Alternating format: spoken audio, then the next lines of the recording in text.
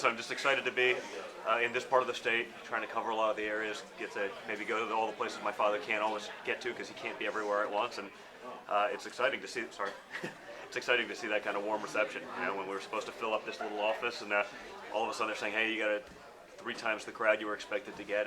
It's an honor for me to be a small part of that, and we're just excited to be here, and we're going to win the state.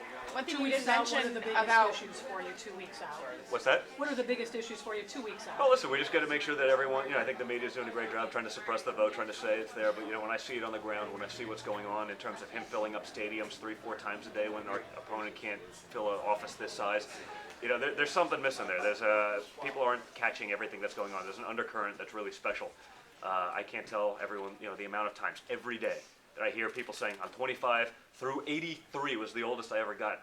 Every day, dozens of people saying, I've never voted in my life. All of those age groups, all of those demographics, Hispanics, Afro-Americans, women, and all the people, the media would tell you we're not supposed to do well with, all saying we've never voted in our lives and we registered last week.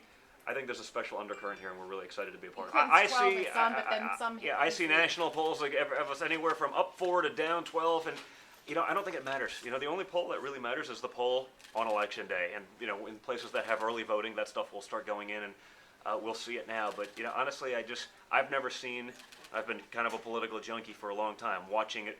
I've never seen someone be able to speak to 50,000 people a day live as a politician. I mean, people from day one, 18 months ago, in a New Hampshire winter, waiting in 10 hours, freezing to hear a guy speak for 45 minutes. There's something missing. And when I hear what happened, his speech at Gettysburg the other day, talking about term limits, talking about imposing restrictions, allowing top-level people in government to not be lobbyists for countries, selling off our interests. Honestly, I think that's something every American wants. Because I don't think any American's satisfied with where government's got us. The next generation's going to be a disaster because we're leaving them with debt they can't possibly get out from under. And there's no sign of stopping that because the politicians, they've never run businesses. They've never done anything. They're playing with other people's money. It doesn't matter. And that next generation, and as the father of 5, I don't want to leave that next generation with a bigger mess than we inherited.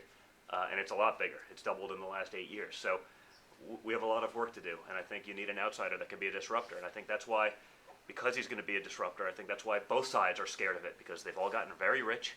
They've all made a lot of money. Their buddies got all these great government contracts. Doing what? Doing nothing. Putting us in a worse spot than we were before. But I think that's why you see resistance from both sides. Because, they don't want their little system, which has gotten them very rich, to be broken. My father built a business. He's created real jobs. He's done that time and time again for 40 years. These people have gotten rich selling America's secrets, selling America short. You see it. It's the WikiLeaks, everything that's in there. And that's only a small fraction of what's actually happened and what's out there. There's a big difference between living the American dream, building businesses and making a lot of money and getting rich and being successful, than there is doing that off the backs of the hardworking people in this country. America hasn't seen an effective pay raise in 20 years, but everyone around D.C. has gotten very rich. The zip codes around D.C. have been the highest improving year over year of the country. Doing what? No one's created anything. They've created debt for the rest of America, and that's a problem, and that's the difference. All right, thank you.